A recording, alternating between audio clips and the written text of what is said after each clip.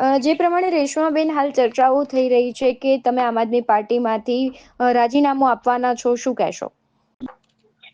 બેન, રાજનીતિમાં ચર્ચાઓને કોઈ પૂર્ણ વિરામ હોતું જ નથી. આ ખોટી ચર્ચાઓ છે, અફવાઓ છે, અને આવી અફવાઓથી હું માનું છું કે કોઈ આધાર પુરાવા વગરના વાતોને આટલું બધું મહત્વ આપવું જ ના જોઈએ.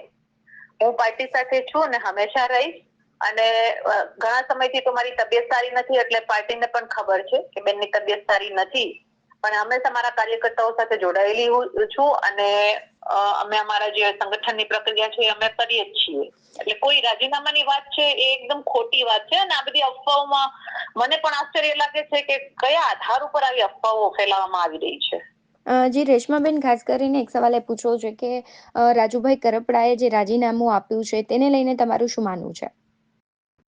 હવે ખુદ ભાઈએ જ, રાજુભાઈ બહુ સારા નેતા, લીડર તરીકે હું તો મારા મોટા ભાઈ તરીકે જોઉં છું એમને. અને એમને પાર્ટીમાંથી રાજીનામું આપ્યું એ અમારા માટે ખોટની જ વાત કહેવાય કે કોઈ સારા લીડર જાય તો પાર્ટીને ખોટ પડવાની જ છે. પણ હવે રાજુભાઈ જે રીતે વાત કરી છે બધું હું મારા શબ્દોમાં કહું એના કરતા એમને જે એમના શબ્દોમાં કીધું છે એ એના આધાર ઉપરથી તમે સમજી શકો છો કે એમને શું તકલીફ હશે. બાકી અમારા માટે તો એટલું જ કહીશ નાના એવા વાક્યમાં કે અમારા માટે તો બહુ દુઃખની વાત છે કે આજે પાર્ટી પાસેથી સારા લીડર દૂર થયા છે. અને હજી આશા રાખીએ છીએ કે કંઈક સારો રસ્તો નીકળે. જી રેશમાબેન, તમે પણ ઘણા સમયથી આમ આદમી પાર્ટીમાં કામ કરો છો. રાજુભાઈએ ખૂબ સારું કામ કર્યું. તમને લાગે છે કે જે પ્રમાણે રાજુભાઈ આક્ષેપ ગોપાલ ઇટાલિયા અને મનોજ સોરઠિયા પર કર્યા છે એમાં તથ્ય હોઈ શકે? કારણ કે તમે પણ ઘણા સમયથી છો, એટલે તમને લાગે છે કે આંતરિક વિખવાદ છે તે પાર્ટીમાં છે? પાર્ટી કોઈ પણ હોય બેન, વિચારભેદ, મતભેદ હોવાના જ છે. પણ હું એટલું કહીશ કે દરેકને પોતપોતાના વ્યક્તિગત અનુભવ હોય છે. વ્યક્તિગત એને જે પણ અડચણો ઊભી થઈ છે એના ઉપરથી લોકો કહેતા હોય છે. એટલે આજે પાર્ટીમાંથી રાજીનામું ભાઈએ આપ્યું છે તો હું સમજી શકું છું. એટલું કહીશ કે એમને જે કીધું હશે તો એમના વ્યક્તિગત અનુભવ ઉપરથી કીધું હશે.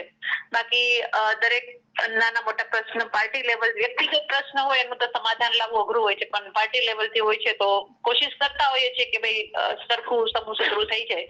એટલે રાજુભાઈના જે પણ કઈ વાત હોય છે એમના વ્યક્તિગત અનુભવ ઉપરથી હોય છે, તો હવે એમના શબ્દોને સમજવા જરૂરી હોય છે. તમને લાગે છે કે રાજુભાઈના રાજીનામાથી પાર્ટીને ખૂબ નુકસાન થતું દેખાય છે?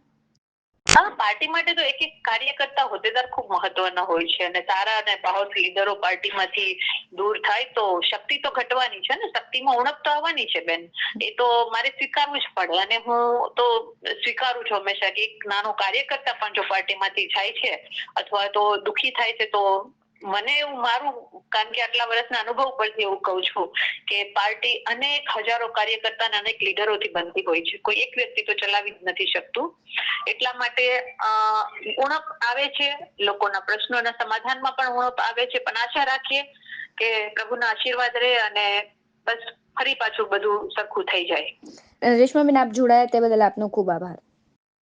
ધન્યવાદ બેન.